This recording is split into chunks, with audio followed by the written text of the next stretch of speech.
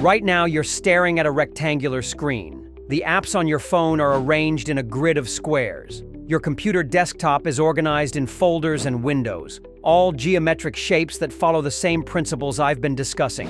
What if I told you that digital interfaces are the most sophisticated form of cube-based consciousness programming ever developed? I'm Dr. Marcus Thorne, and today I'm going to reveal how digital technology has weaponized ancient geometric principles to create unprecedented levels of psychological control. Your devices aren't just tools, they're consciousness-shaping systems that influence your perception of reality 24 hours a day. Let's start with the most basic element, the screen itself. Every digital device uses a rectangular display divided into pixel grids. This isn't just technical necessity, it's the extension of cube symbolism into the digital realm. When you stare at a screen, you're literally focusing your attention on geometric limitation. But it goes much deeper than just the hardware. Digital interfaces are designed according to principles that would be familiar to ancient mystery schools. App icons are contained within squares.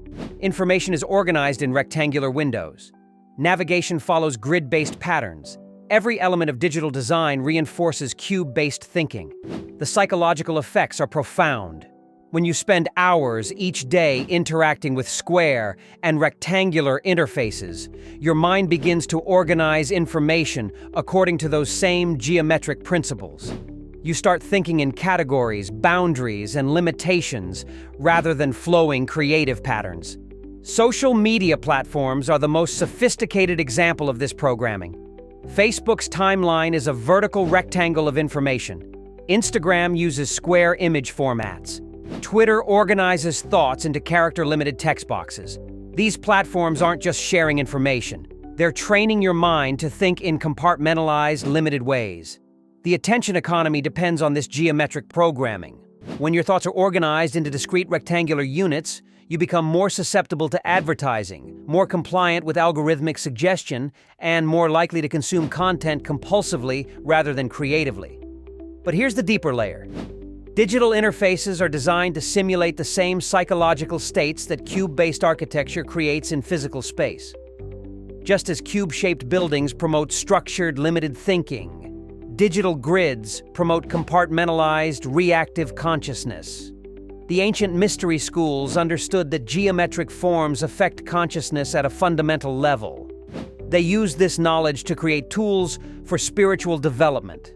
Modern technology companies use the same principles to create tools for behavioral control. The difference lies in the intention behind the geometry. Ancient sacred geometry was designed to elevate consciousness and connect people with cosmic forces. Modern digital geometry is designed to capture attention and promote consumption. The solution isn't to abandon technology entirely, but to become conscious of how digital interfaces affect your mental state.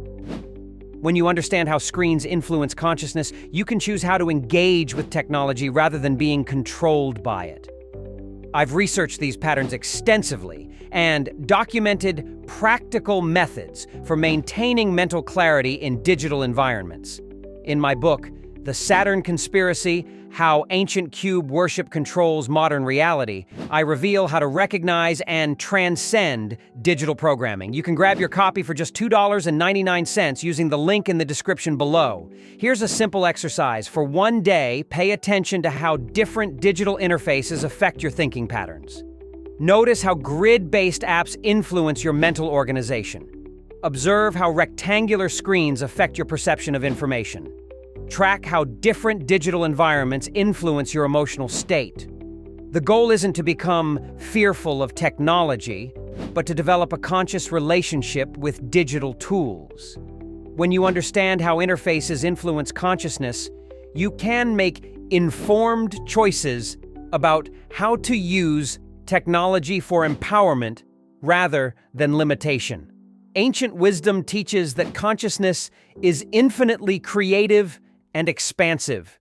Digital interfaces often promote the opposite: compartmentalized, reactive, and limited thinking. But when you recognize these influences, you can learn to work with technology consciously rather than being programmed by it unconsciously.